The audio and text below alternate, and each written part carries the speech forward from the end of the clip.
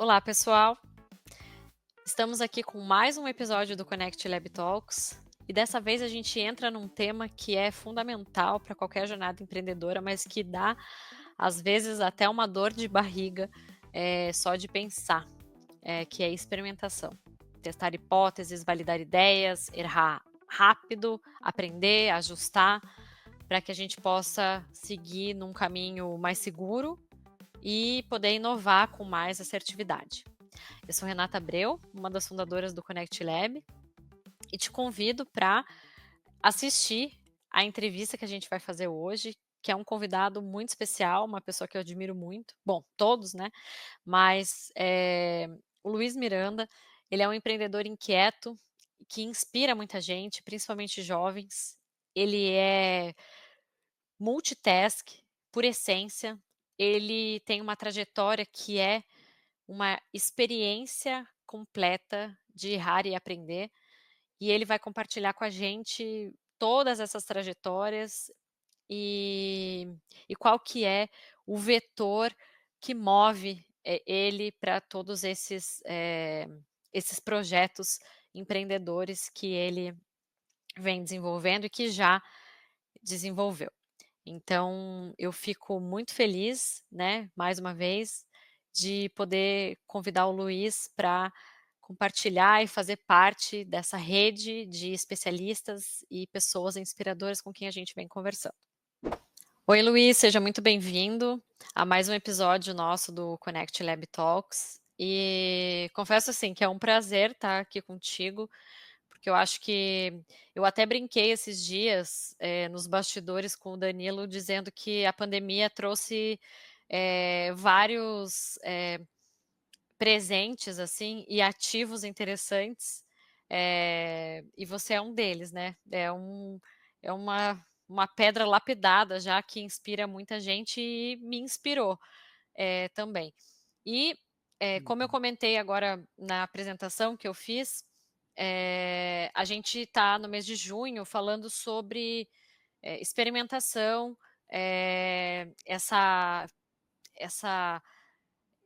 esse jogo de errar e acertar, que tem tudo a ver com a jornada empreendedora. Acho que qualquer empreendedor, às vezes, tem isso de forma mais genuína e de forma mais prática e proativa, e outros precisam se forçar a justamente aprender e ajustar o rumo das coisas para poder fazer dar certo e rumo à inovação e ao desenvolvimento de projetos, produtos, serviços para o mercado. E aí, com esse mote, eu convido você para se apresentar, para quem não te conhece, que eu acho muito difícil, principalmente do nosso setor aqui, do setor de energia, mas quero que você traga um pouco das curiosidades, né? Porque até pesquisando um pouco da sua formação, eu vi que você passou por uma diversidade de capacitações, desde a administração com ênfase em marketing, relações internacionais, ciências contábeis, passou pelo setor público, voltou para o setor privado, empreende do início ao fim da sua carreira. Então, assim, quer dizer, não no fim da sua carreira, né, mas do início ao fim da trajetória, da jornada até hoje. Então, eu queria que você pudesse contar um pouco para a gente essas curiosidades da sua formação e como que você faz para unir todos esses saberes dentro das atividades que você desenvolve hoje. Bacana. Bom, primeiro agradeço muito o convite. Você sabe que é sempre uma honra estar junto com você, Renata, que eu vou naturalmente chamar de Rê em alguns momentos, né? Eu acho que não só a pandemia traz isso, porque a gente demorou para se conhecer presencial, mas assim, quando os propósitos se conectam, a gente tem muito interesse sobre essa questão de não só fazer algo que dê dinheiro, mas algo que realmente deixe uma marca, deixe um legado para a sociedade. Acho que quando a gente consegue unir essas duas coisas é quando realmente faz sentido, né? E aí tentar resumir e não fazer pelo modo convencional, né, de falar o que eu faço hoje, mas acho que é interessante, assim, quando você fala sobre a carreira do empreendedor, né? Eu já quebrei 4 negócios e acho que é legal começar com isso, porque a gente tem medo de falar sobre quantas coisas deram errado na nossa vida, e eu acho que quanto mais coisa dá errado na nossa vida, a gente tende a dar certo, né? O próximo do sucesso é o fracasso, isso é frase clichê, mas viver isso é muito complexo, né? Então, assim, negócios que eu já quebrei, né? Eu já tive uma fábrica de sabonete artesanal, né, que foi lá no início, quando eu pivotei minha carreira, então trabalhava no setor bancário, dos 20 aos 25 anos, tive uma carreira muito sólida ali, pedi demissão para poder empreender, né? Daí deu errado, e é interessante que a carreira do empreendedor, a gente sempre fala que é solitária, mas além de solitária, ela é muito de você duvidar de você quando as coisas não dão certo, né? Então, eu acho que isso é uma coisa, viver com a insegurança é uma coisa que a gente vai viver o resto da vida. Então, não é que a gente vai se tornar mais seguro a cada vez, a gente vai aprendendo a conviver com a insegurança e fazer com que esse jogo ele seja, né, um jogo de você tentar se aperfeiçoar a todo momento, né? Também já tive uma casa colaborativa, né, que era aquela época que eram entre montar um coworking, mas com um espaço um pouco mais agradável, e aí veio pandemia, e aí tudo isso que era físico, né, mudou. Eu tive um projeto que foi muito lindo, que foi Inspirando Jovens, que era um programa onde a gente capacitava jovens para o mercado em si, né? Então a gente capacitava com autoconhecimento, liderança e tudo mais. Chegamos a fazer parceria com diversas prefeituras, assim, a gente criou um programa com mais de 20 mil pessoas impactadas, o governo do estado de São Paulo e tudo mais. E também, né, depois disso, eu estou tentando lembrar qual que foi o quarto negócio, porque foram tantos, né, que aí a gente acaba esquecendo o que deu certo, o que deu errado, porque a gente só vai aprendendo no meio do caminho e jogando para frente, né.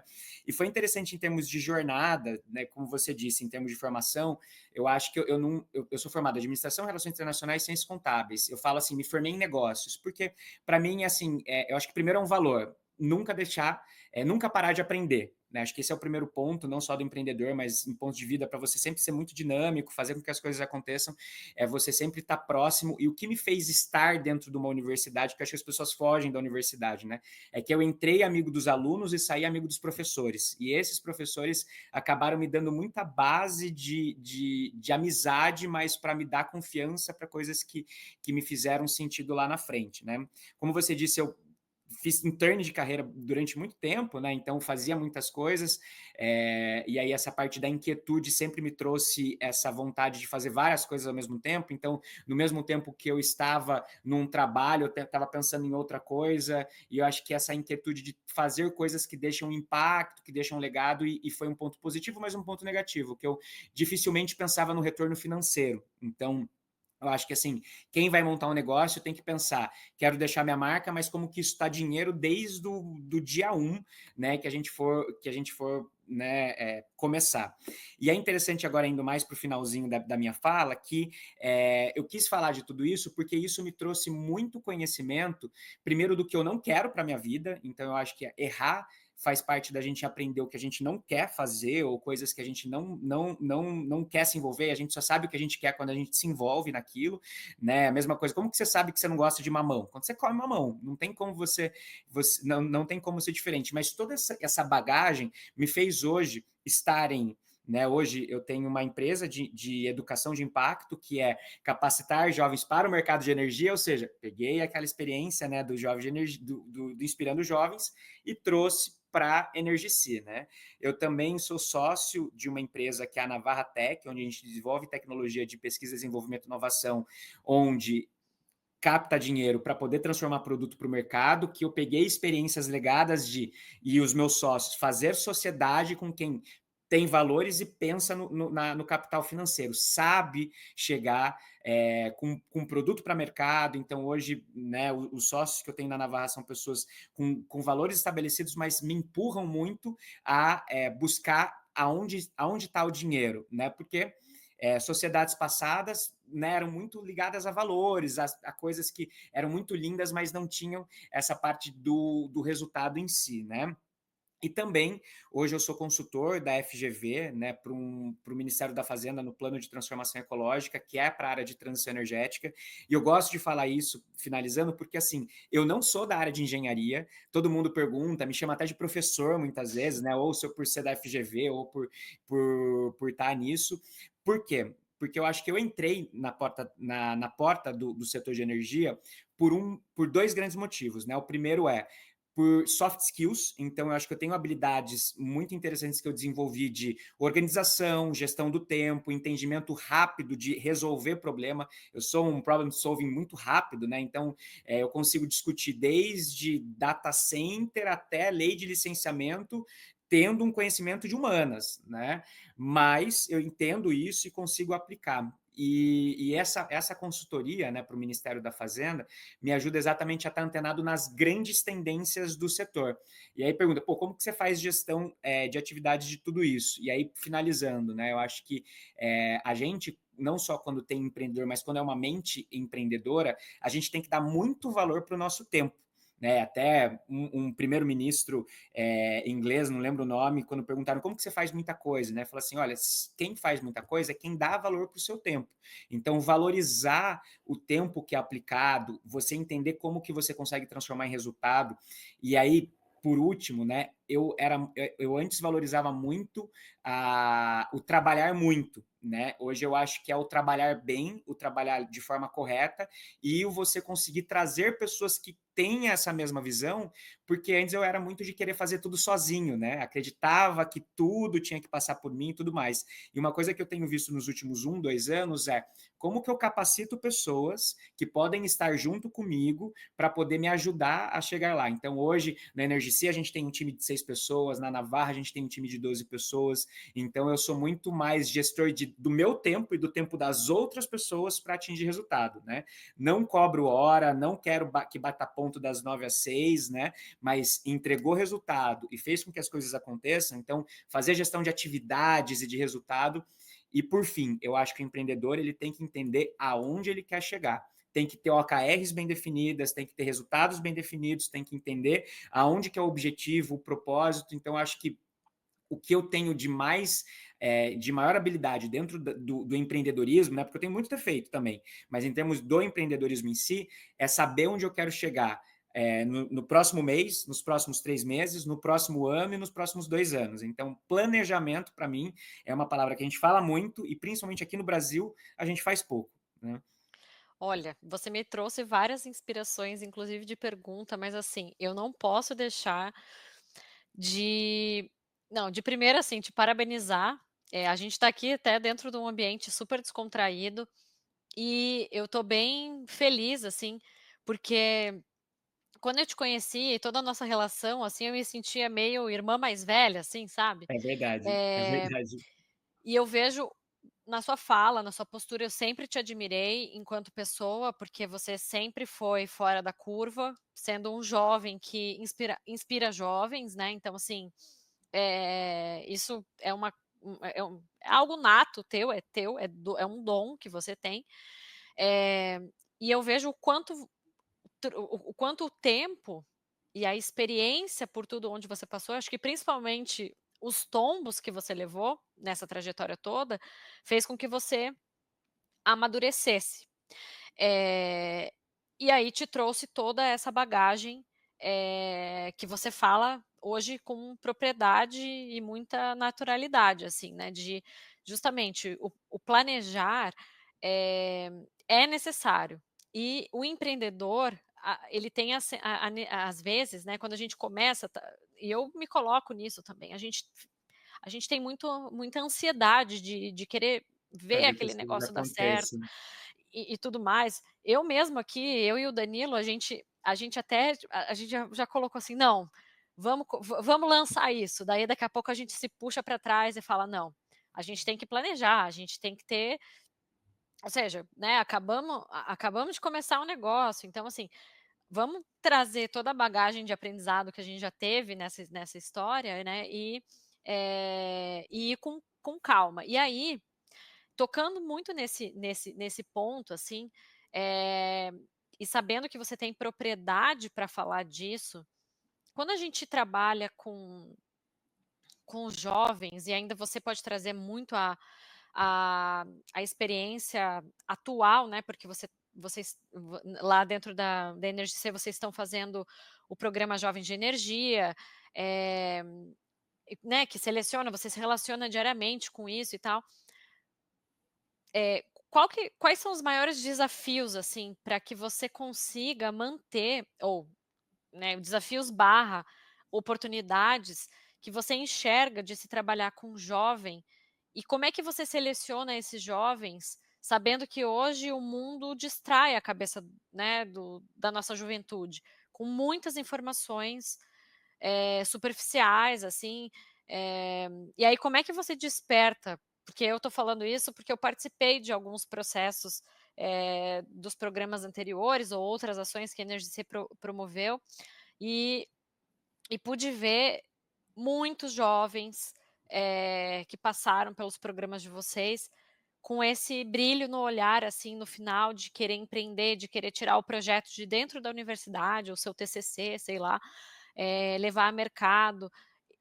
Como que você pesca esse jovem que realmente tem a oportunidade de, ou seja, que não está lá no Instagram, no TikTok fazendo, tipo, querendo virar Dancinha, influencer digital, né, que acho que todo mundo: "Ah, o que que você quer ser quando você crescer?". "Ah, eu quero ser influencer digital", né, então, tipo, nada contra os influencers, né, a gente tem que tomar cuidado também com o que que vai falar.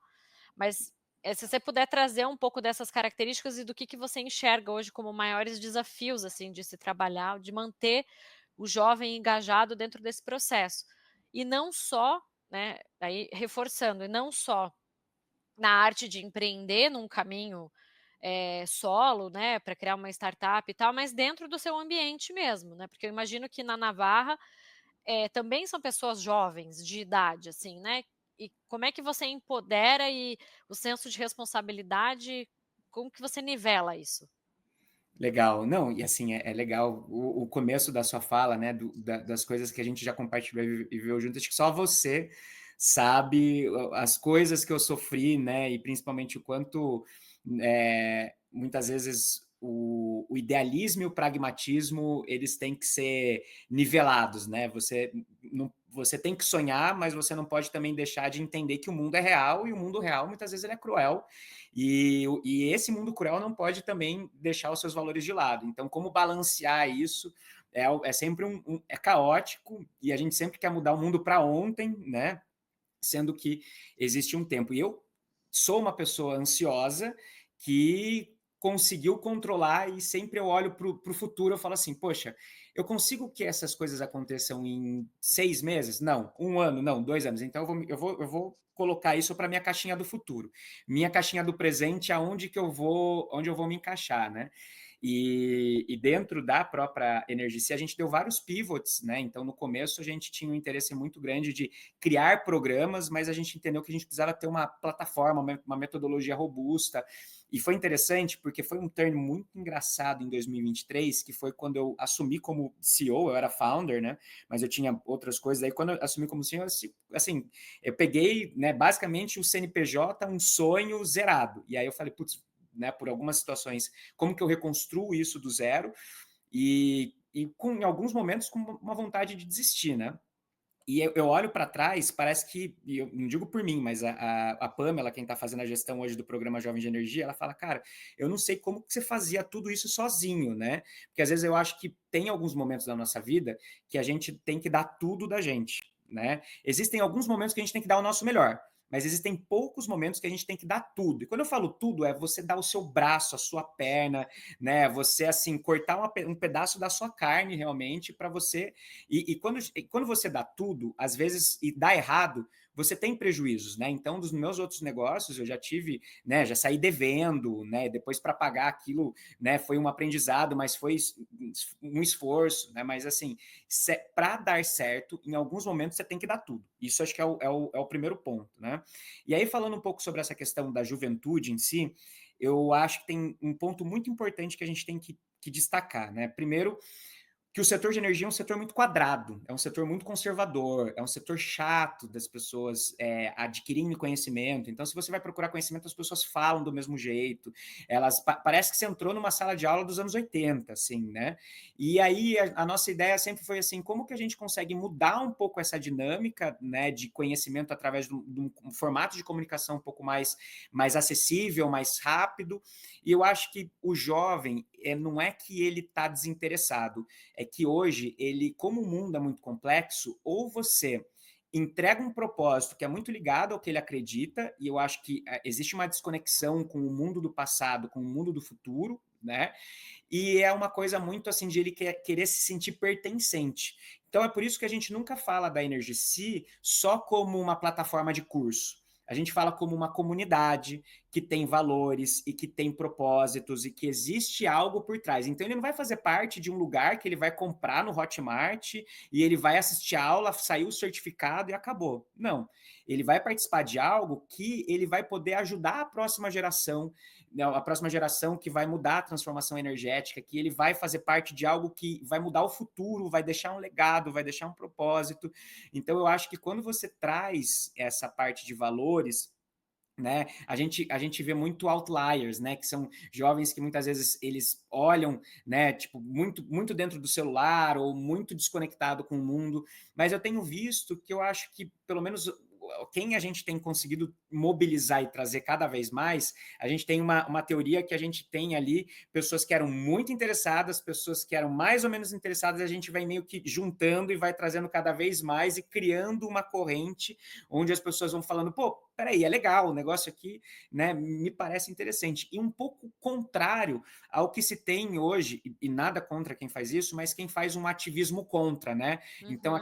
aquele pessoal que vai muito querendo ir contra alguma agenda. Não, o nosso objetivo é exatamente entender, entrar para poder transformar por dentro, né? Então a gente tá e demora. Então na Energici existe há 5 anos. Se a gente fosse por um ativismo contrário, eu tenho certeza que a gente estaria com um engajamento muito maior, tal. Mas hoje eu acho que a gente não tem seguidor. A gente tem meio que discípulos, né? A gente tem ali mais de 200 pessoas que se formaram na nossa metodologia, né? Pessoas que participam dos nossos eventos, pessoas que defendem esse processo. Então, eu São os acho que multiplicadores, né, do conceito e da proposta de valor, né.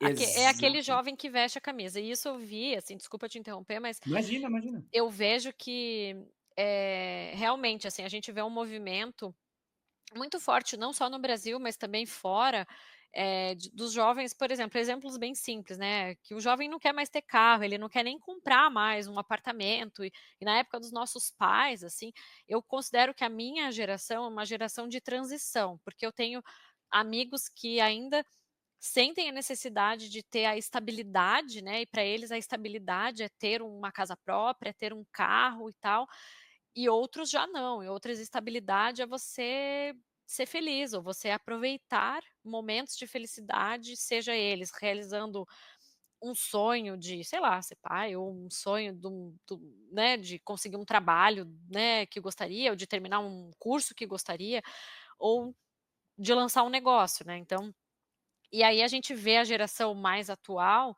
um contraste grande, por conta de toda essa informação que a gente, né, percebe e sente, mas a necessidade de fazer a parte de um propósito, para transformar, né, então E é interessante você, acho que agora que eu lembrei da última pergunta que você fez sobre como motivar ao empreendedorismo, né? Uma coisa que a gente acabou percebendo, e aí trazendo, a gente fez, acho que a maior pesquisa sobre o perfil do jovem no setor de energia, que foram mais de 500 pessoas, uma pesquisa com mais de 100 perguntas, né? E assim, de tudo isso, uma coisa chamou muito a nossa atenção, que é quando a gente perguntava, uma pergunta aberta, né? Quem é a referência para você no setor de energia? Porque a nossa ideia naquela época era pegar o nome daquelas pessoas e poder convidar essas pessoas para poder ensinar, né? mas foram citadas das mais de 500 pessoas que responderam, mais de 80 pessoas foram citadas, que eram muitos gestores diretos, né? A gente tinha nomes que são conhecidos no mundo da energia, como Barroso, Renata Issa, Fernanda Delgado, mas duas coisas que chamaram a atenção. A primeira é que, um pouquinho a mais, né, das pessoas que foram mais citadas, a primeira foi Elon Musk, né? Então, pô, um cara de fora, referência no setor do Brasil, estranho, mas realmente quase 30% respondeu que não tinha. Não tinha uma referência, colocou não sei, não tenho, colocou um ponto. E aí a gente falou: peraí, então, peraí, as pessoas, jovens não têm referências de lideranças, né? Então, isso aqui chamou a atenção a gente, por quê?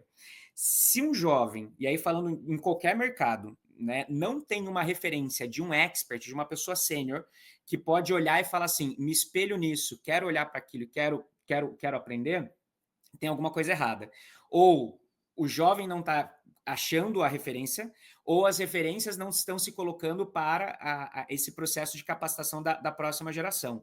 Então, acho que a gente, né, não só como eu disse, mas acho que uma coisa que para mim fica muito claro é como que a gente consegue fazer essa conectividade intergeracional para que a gente não rasgue o conhecimento do passado que foi construído, mas que a gente saiba onde a gente está, quais eram as oposições que a gente tem, para a gente poder seguir um futuro, né? Então, falando, né, sobre essa questão de como a gente consegue fazer isso com o jovem, primeiro, cria-se um laboratório, né, um lugar onde você pode errar. Então, ó, aqui a gente vai te dar de desafio do mercado, mas se entregar alguma coisa que não é adequado, você não vai ser demitido, você não vai, né? No máximo que vai acontecer é alguém falar, ó, tá horrível, né?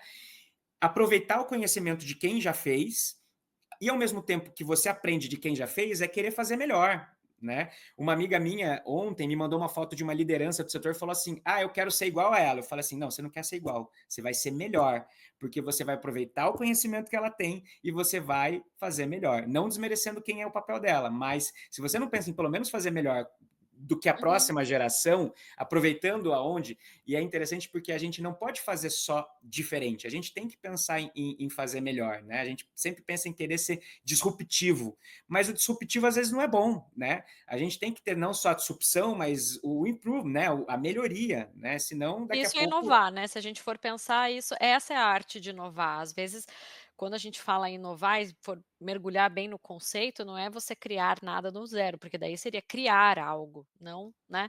A inovação está muito atrelada ao à melhoria, né, ao improvement que você colocou. Exato. Que deve ser sentido por, eh, uma sei lá, por uma fatia da população, não todo mundo, ou talvez todo mundo, enfim, sempre, né, quase como se fosse seleção natural, mas, sentido à prosperidade, assim, sabe. Eh, Você tocou num ponto também, Luiz, que eu também não quis misturar as perguntas, mas falando da questão, né, todo esse aprendizado te trouxe a maturidade de, nesse momento, saber escolher ou saber dizer não para algumas coisas, Tô aprendendo justamente ainda. não, mas então, de justamente você conseguir ter o discernimento de avaliar, e é o discernimento que eu digo mesmo de técnico, né, de avaliar aquilo que é viável ou sustentável e aquilo que não é. E eu gosto muito de trazer o termo sustentabilidade para dentro dos negócios, porque ele não deve ser só um negócio que traga impacto social, ambiental ou talvez cultural, político e por aí vai. Ele tem o pilar econômico ali muito fundamentado. E se a gente for pegar todos os estudos, que são feitos, por exemplo, em torno de proteção de florestas, disso, né, energia renovável e outros setores de desenvolvimento tecnológico, e aí eu trago um pouco da experiência que eu estou vivendo aqui nos Estados Unidos, é de que esse fator econômico ou financeiro, ele é um dos pilares mais fundamentais para o go ou no go de um projeto, que às vezes está dentro do laboratório, né, ou de uma startup que está querendo acelerar seu negócio. A gente deve sim ser movido por propósito, mas a gente tem que ter essa maturidade ou saber encontrar meios ou pessoas que nos orientem pró a essa maturidade financeira econômica, né, para desenvolver um projeto. E aí você, dentro dessa tua trajetória, assim, qual que, falando, bom, você já trouxe alguns exemplos, assim, mas eu queria que você, se você pudesse compartilhar com a gente, nessa arte de aprender fazendo, né, porque você é muito fazedor de coisas, assim, eh, qual que foi a experiência mais marcante que você teve, que você pode compartilhar com a gente, onde você aprendeu mais com os erros que você teve do que com algo que você acertou, tipo, de cara, assim? Porque hoje, de novo, né, reforço, com o tempo a gente ganha experiência. E aí, como você é uma pessoa fazedora de coisas, você coloca à prova disso.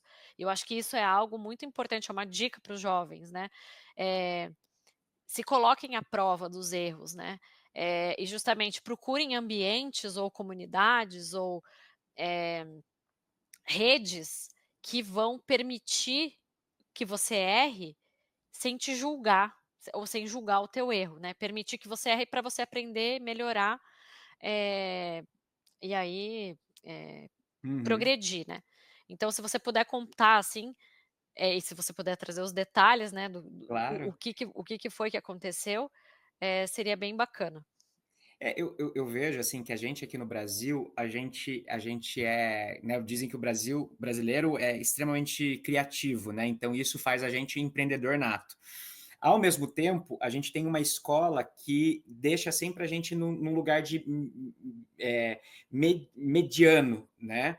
Por quê? Porque se você tira 6, você está na média, então você passa. Se você erra, você reprova, né.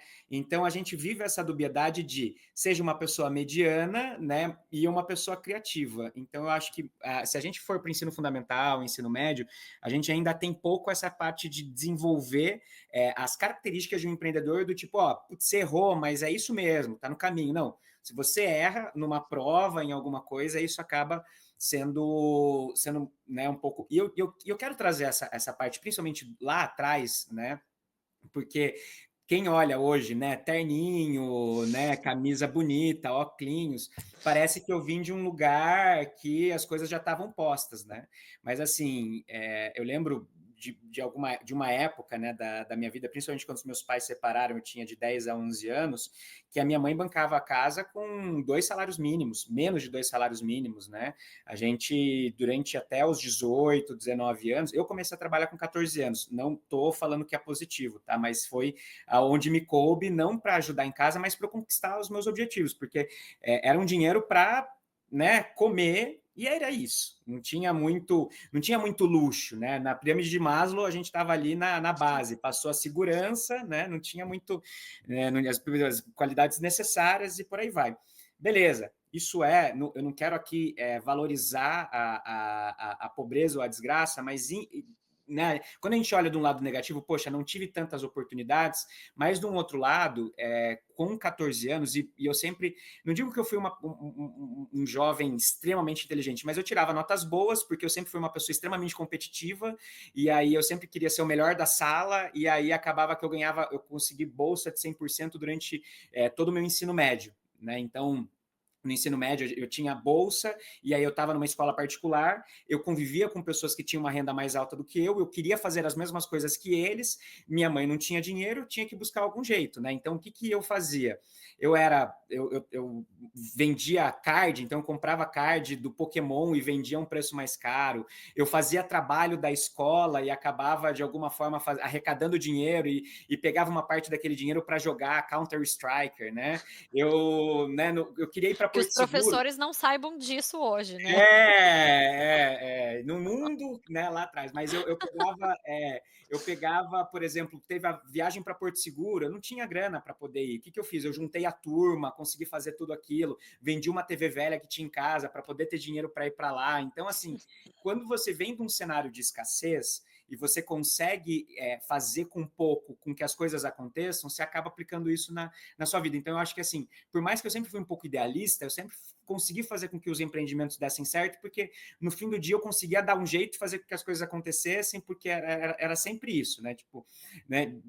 a vida de quem não tem muito dinheiro é sempre um MVP. Você está ali, né, sempre tendo criatividade para buscar dinheiro para fazer alguma coisa, né? Quando eu queria ir para festinha, né, para balada, quando eu tinha 16, 17 anos e não tinha dinheiro, o que eu fazia? Eu era o promoter da festa, vendia os convites, pegava o dinheiro e ia, e aí virava amigo do pessoal, acabei, né, enfim, muita coisa nessa história, né? E aí, beleza, consegui meu primeiro emprego e tudo mais, as coisas aconteceram, e aí quando eu vou para a parte do empreendedorismo mesmo, quando eu peço demissão do banco e eu vou empreender, e é importante dizer que com o meu pai, quer dizer, o primeiro negócio que eu tive de sabonete foi com o meu pai. E não é que deu errado financeiramente, pelo contrário, assim, é interessante, se alguém tiver curiosidade, coloca no YouTube, A Casa do Sabonete. Tem um canal no YouTube com mais de 15 mil pessoas ali, né? Então é um negócio que deu certo, é uma coisa que estava trazendo dinheiro, só que fazer negócio com família é muito complicado, né? Então, se você não tem sócios que trabalham junto com você ali, a Renata sabe que eu sempre tive problema com sócio, né? Você tem que saber escolher bem os seus sócios, principalmente para você poder, porque você não consegue fazer nada sozinho, né? Eu acho que é um ponto importante. Mas aí eu comecei a me tocar um pouco sobre sustentabilidade financeira, né? Como que eu preciso fechar a conta no final do dia? E aí, falando de case especial, eu acho que a Energici, eu acho que foi o meu maior case, porque eu sempre quis criar coisas que impactassem o mundo, desde o Inspirando Jovens, né, e que fizessem a mudança, e eu acreditava que as pessoas iam comprar essa ideia social, né? Então, se eu criar algo que é para capacitar jovens de baixa renda ou capacitar jovens para o mercado de energia, qualquer um vai querer. Bullshit. Não, não é. Assim, ninguém tem a obrigação nenhuma de comprar o seu sonho. Alguém compra um valor, né? Um valor que você entrega para aquela empresa, né? Então, eu acho que mudou um pouco, principalmente a minha retórica de quando eu vou para sento na mesa com o player.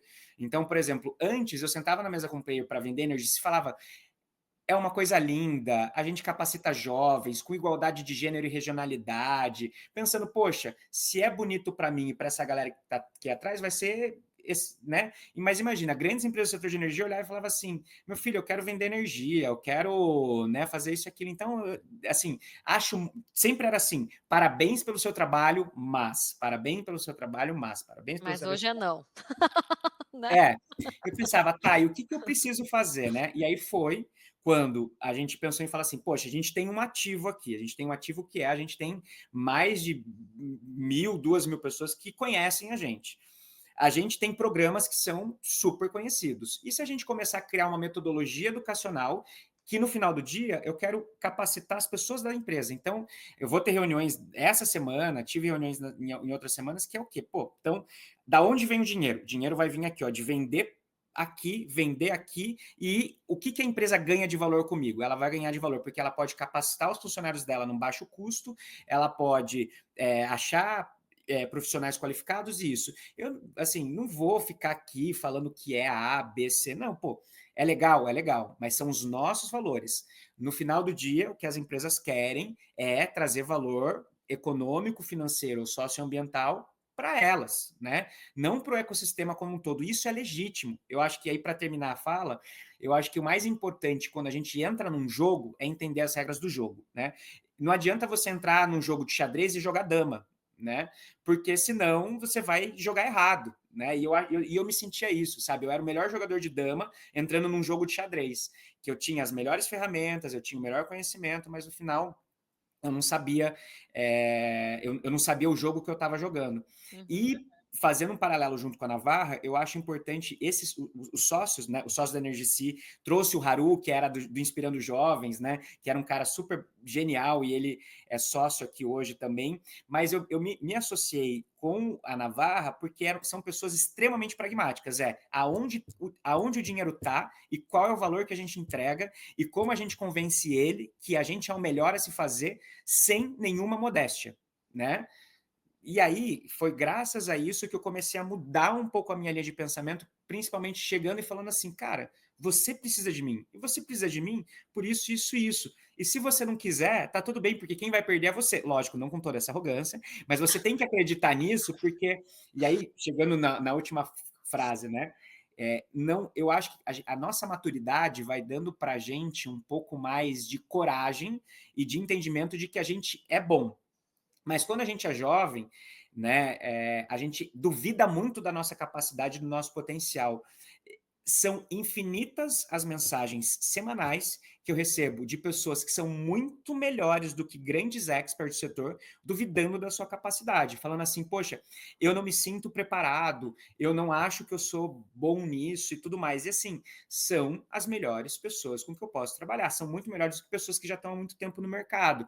E aí eu vejo que né, que hoje as pessoas que estão no mercado duvidam de si muito, e aí tem medo de errar, porque tem medo de colocar tudo a perder, sendo que não é que tudo está perdido, né? E se você perder tudo, você reconquista tudo de novo. Então, eu acho que, né, para fechar, ter quebrado várias vezes, ter mudado de profissão várias vezes, ter recomeçado do zero várias vezes, me fez entender que não é tão do zero, né? Você já começa com uma grande bagagem para você tipo, chegar e falar assim, poxa, esse jogo aqui eu já estou sabendo jogar, então deixa eu colocar a minha posição aqui porque eu sou bom nisso. Né? Então, é uma coisa que você comentou, assim, né, essa diversidade ou essa, eh, eu olho para você, eu vejo você no plural, eu não vejo você no singular, não no sentido de ser um Luiz pessoa única no mundo, mas eu estou dizendo você como eu falei no começo, né, você é multitask, e aí, assim, a gente não está dizendo que isso é certo ou que isso é errado, mas quando a gente fala de empreender, sempre tem, em todos os processos de mentoria que eu já passei, ou que eu já escutei em cursos e tudo mais, a gente sempre ouve falar em foco.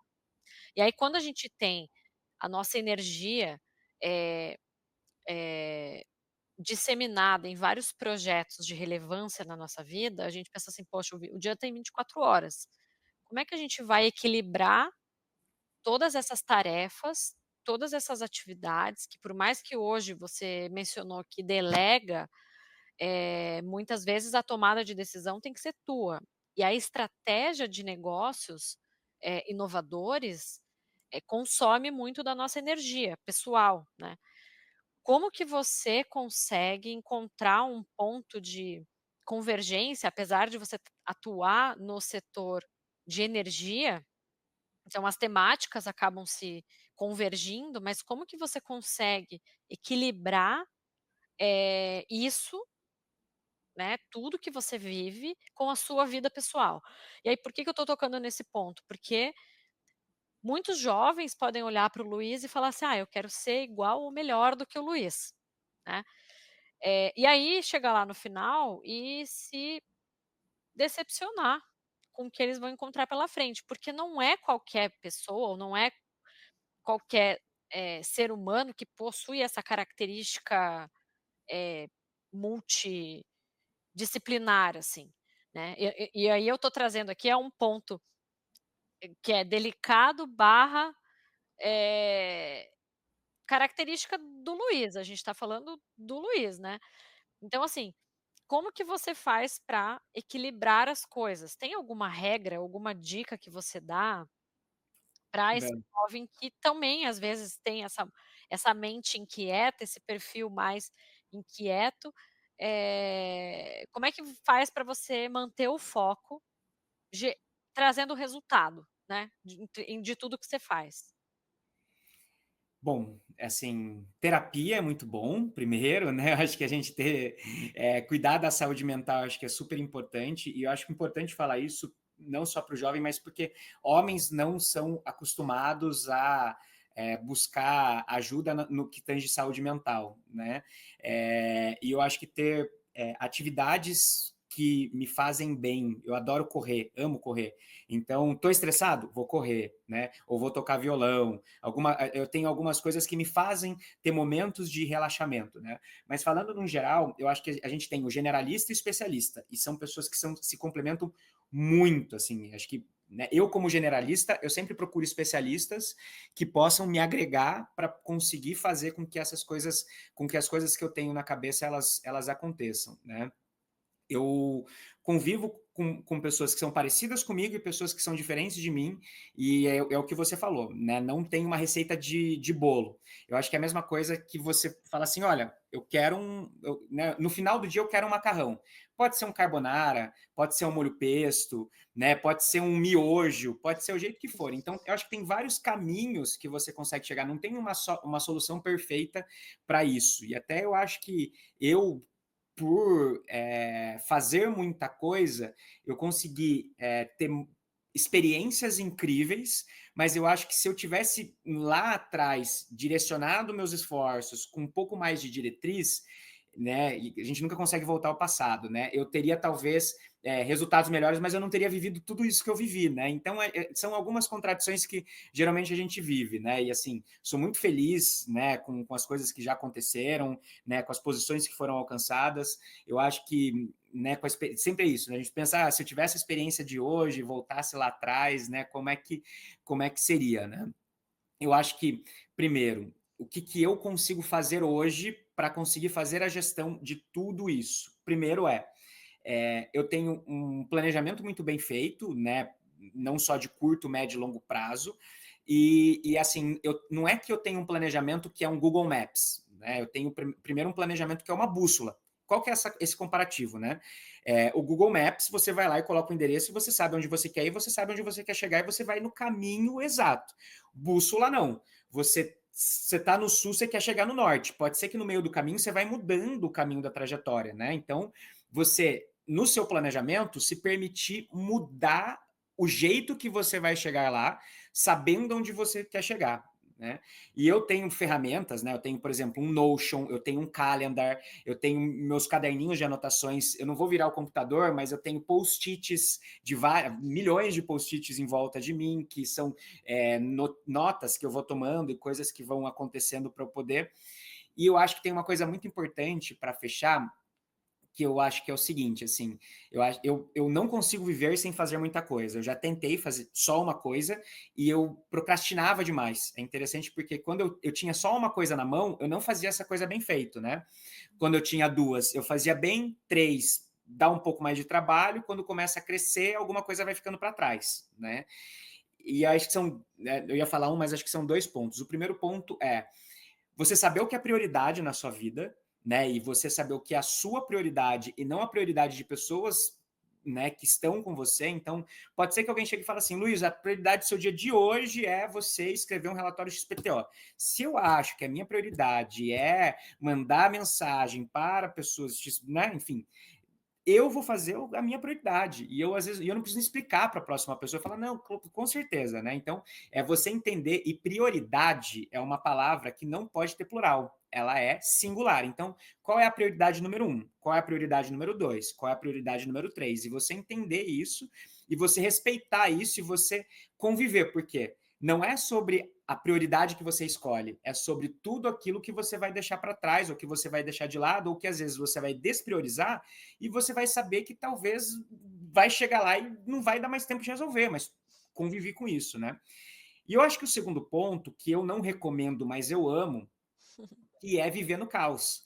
Então, eu, particularmente, não recomendo porque é algo que, particularmente, eu não sei se foi algo da minha jornada, mas eu aprendi a viver no caos, né? E quando eu falo viver no caos, é conseguir viver com deadline zero todo dia, né? E com coisas que vão, né? Eu brinco, né? Que nas minhas profissões, principalmente quando eu trabalho com o governo, o mundo acaba todo dia, né? E você conviver com isso, você saber que as coisas podem dar errado no final do dia, ou conviver com essa loucura, e tá tudo bem, né? Vai ter dia que no meio da reunião você vai ter que entrar no celular, ou que você vai ter que desmarcar, ou que você vai ter que desapontar alguém, ou que você vai ter que. Então, assim, eu acho que conviver com o caos me faz conseguir fazer com que a minha agenda seja maluca, né? Então, a minha agenda é por cor de atividades, parece um arco-íris, né? Mas eu olho para isso, eu não tenho ansiedade, porque eu sei que a agenda é minha, não é do outro. Então, se eu quiser ou remarcar, ou fazer coisa disso e daquilo, tudo bem. Tem coisas que realmente são compromissos que são inadiáveis, né? Que estão pagando para você fazer aquilo, então você tem que assumir o seu BO. né? E que tudo vai passar. Eu acho que assim essa garantia de que por mais que todo mundo queira que o mundo acabe, você sabe que no final do dia o mundo não vai acabar, as coisas vão acontecer. Pode ser que não vai acontecer do jeito que você quer, mas está tudo bem, né? Eu acho que conviver com essa coisa do tipo, pô, no final das contas, se você está fazendo tudo aquilo que você pode, e se, né, no final do dia você chegar lá e não era aquilo, pô, eu acho que você conviver com o fracasso, eu acho que é uma coisa que para mim é muito normal hoje em dia, né? Para mim é muito natural isso. Então eu acho que isso é um aprendizado bacana, porque eu já passei por tanta coisa na vida muito pesada que às vezes chega uma coisa que talvez para alguém fale assim: meu Deus, isso aqui é um grande problema. Não é um grande problema, sabe? Isso aqui é mais uma coisa no dia que eu só quero que o dia acabe logo para eu chegar em casa, ou para eu correr logo, ou para eu tocar violão logo, ou para eu ter um momento de qualidade com os meus amigos, né? Porque eu acho que é aí que a vida vale a pena, né? Então, a gente já está indo para o final, mas realmente, assim, você deixou ao longo de toda a nossa conversa, eu queria ficar mais aqui conversando contigo, mas com certeza a gente vai ter outras oportunidades. Estou bem feliz de me reconectar mais ativamente contigo e Também. faço essa provocação aqui ao vivo para que a gente mantenha de pé nossa amizade, a nossa conexão, para fazer muitas coisas juntos acontecer, porque a gente tem comportamentos parecidos, né? Eu também, eu confesso que eu com uma coisa só, eu fico, parece que eu não estou fazendo quase nada. E aí, às vezes, as pessoas de fora falam: Meu Deus, como é que você dá conta de fazer tanta coisa? É, o que eu vejo é que, às vezes, o senso de urgência, essa questão da escassez que você falou, a gente olhar para a sustentabilidade, ter um pouco de humildade com nós mesmos, assim, e resiliência com nós mesmos para encarar que nem tudo na vida dá certo, mas que isso não é o fim do mundo, né? Para a gente não ficar naquela coisa do, da autopiedade, assim, e aí deixar que o tempo passe com esses sentimentos de estagnação, ao invés da gente de fato estar lá experimentando coisas novas para ir para frente. E aí tudo que você trouxe até agora, Luiz, foi um exemplo vivido.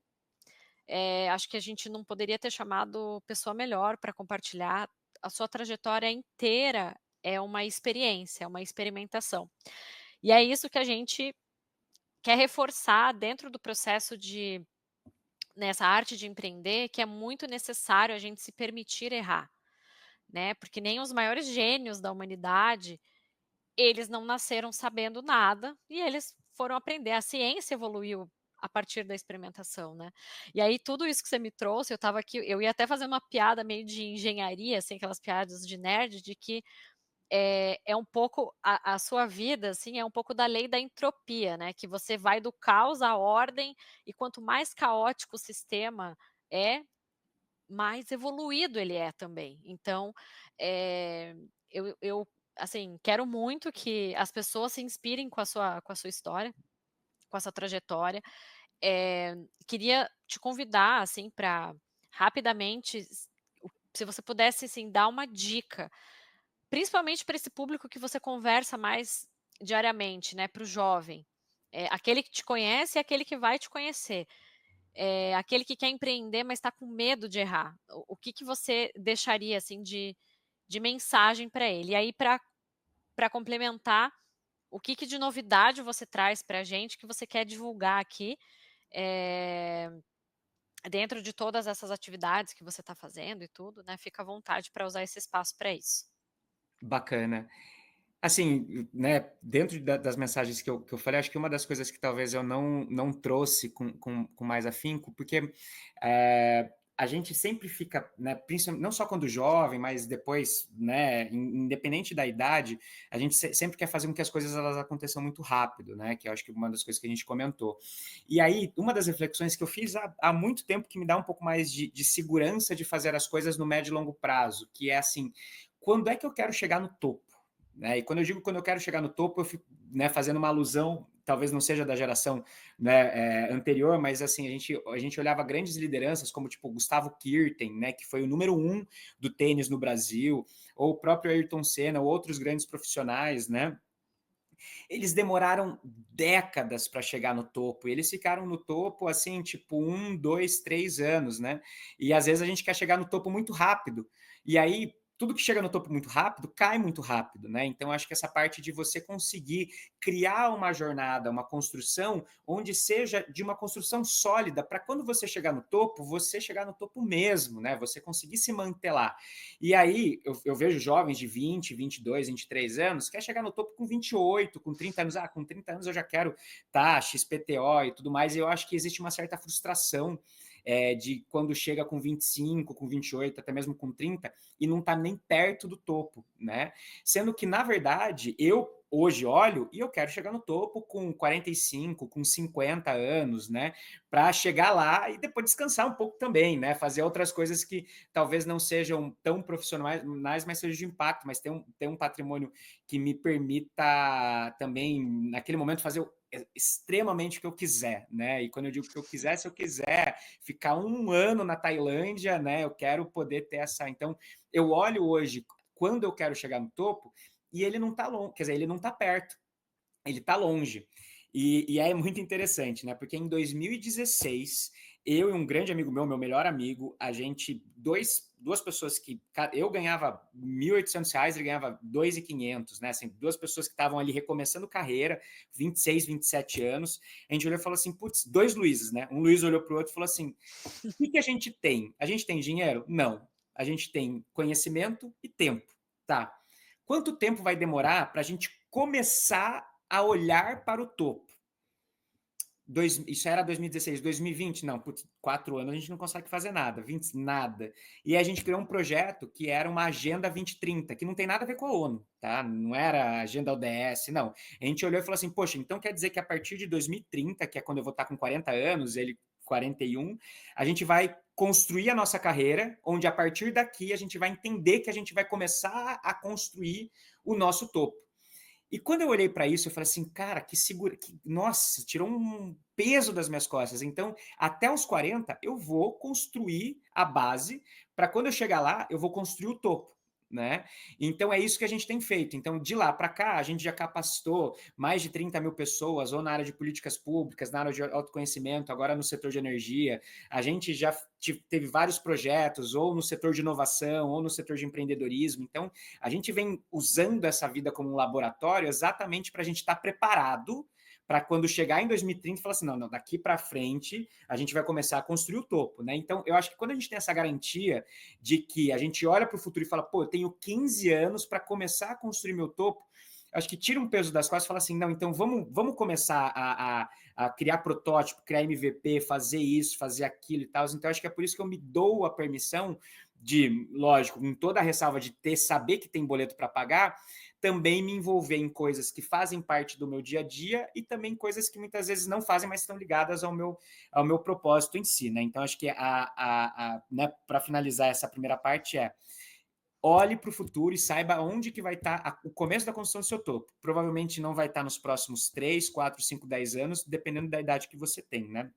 E por fim, falando de divulgação, a gente como EnergyC, a gente não só se transformou numa plataforma nacional, mas numa plataforma internacional de conexão com jovens do setor de energia, né? Então, o que a gente tem agora? A gente está em junho, né, agora, a gente vai divulgar, então, as inscrições, elas se encerraram agora no dia 1º de junho, né? Então, provavelmente a gente vai abrir inscrições para pessoas mentoras, então quem quiser ser mentor ou mentora do programa Jovens de Energia, super, né, deve estar com as inscrições abertas. A gente deve já estar aí com mais de 1.500 pessoas inscritas quando a gente está fazendo esse vídeo. A gente pretende, né, ali de alguma forma fazer com que essas pessoas sejam capacitadas, e a temática é mudanças climáticas e finanças sustentáveis. Por quê?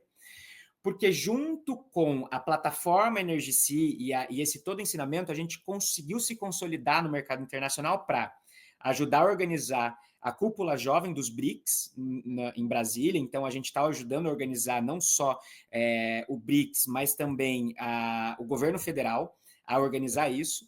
E a gente também está organizando um pré-COP, lá em Manaus, com grandes organizações internacionais, porque a gente conseguiu fazer com que esse movimento, eu não estou colocando só a Energy City, tem várias outras pessoas por trás, né? Que tudo isso que foi criado, que a gente fez parte disso e de alguma forma a gente influenciou positivamente isso, a gente vai ser um grande movimento que vai levar a vez, a voz e o valor, o espaço do jovem para a COP.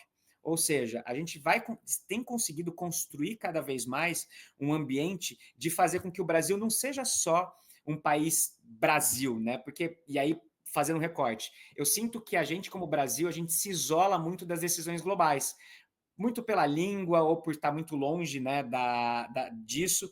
E nesse exato momento que os eventos estão acontecendo no Brasil, a gente tem feito com que essa galera venha para o Brasil, discuta com os brasileiros e leve para as principais decisões com que não só o brasileiro seja, o Brasil seja porta-voz disso, mas o jovem brasileiro ele seja o vanguardista e o protagonista das decisões de futuro.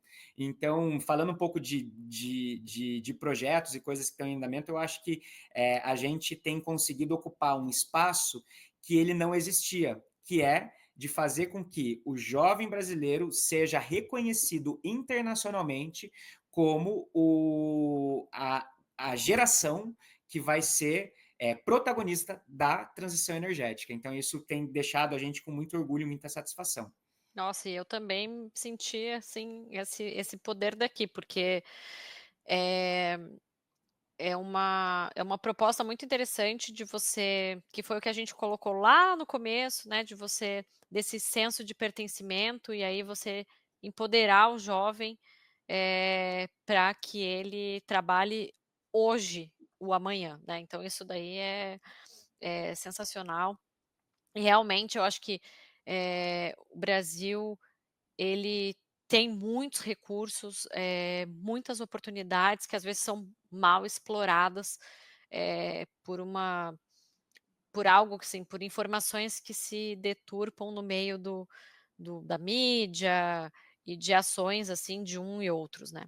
Mas enfim, Luiz, não quero tomar muito mais do seu tempo, quero só te agradecer pelo papo, tá realmente assim super interessante, como eu disse, espero que as pessoas se inspirem, e quem for do setor de energia e jovem, que ainda não conheceu a proposta de vocês, que possa se conectar à iniciativa de vocês.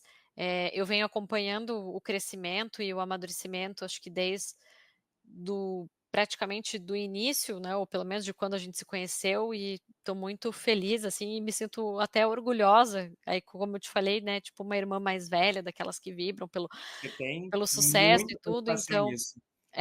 então assim, parabéns, de forma genuína.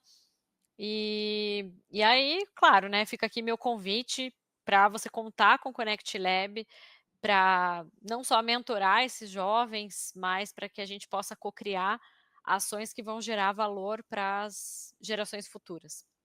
Então, fica aqui meu muito obrigado e espero te rever em breve, talvez virtualmente ou presencialmente. Ah, eu espero também. Agradeço, foi muito bom esse bate-papo, não só para a gente colocar o papo em dia, né? Mas também eu acho que quando a gente fala, a gente reforça algumas coisas que a gente esquece na nossa trajetória, no nosso dia a dia. Então, eu sempre tenho isso, né? Que quando a gente ensina ou quando a gente fala alguma coisa que a gente quer repassar algum tipo de mensagem, acho que a pessoa que mais sai ganhando, né, é a pessoa que falou. Então eu saio aqui ganhando por relembrar coisas, por, né, retrazer coisas que talvez muitas vezes a gente sabe, mas a gente esquece no nosso dia a dia por ser atropelado por um caminhão de coisas. Então agradeço o convite, enfim, 100% à disposição sempre, e já tem coisa aqui que eu quero depois propor para a gente fazer junto. Beleza. Obrigada, Luiz. Bom, pessoal, espero que vocês tenham gostado dessa conversa que a gente fez com o Luiz agora. Eu deixo aqui meu convite para que vocês possam revisitar as entrevistas que a gente fez com as outras pessoas e também se inspirar na história do Luiz Miranda, para não ter medo de errar, né? Porque a vida nos permite isso, e isso é o que faz a gente crescer, amadurecer, rumo ao sucesso. Então acho que ficou um convite aí muito interessante de construir não só a base da pirâmide, mas o topo dela, que é onde eu acho que todo mundo quer chegar para usufruir talvez o seu ano sabático na Tailândia, assim como o Luiz. Brincadeiras à parte, espero que vocês tenham gostado bastante e deixo aqui meu convite para continuar seguindo o Connect Lab, que tem muita coisa interessante vindo por aí.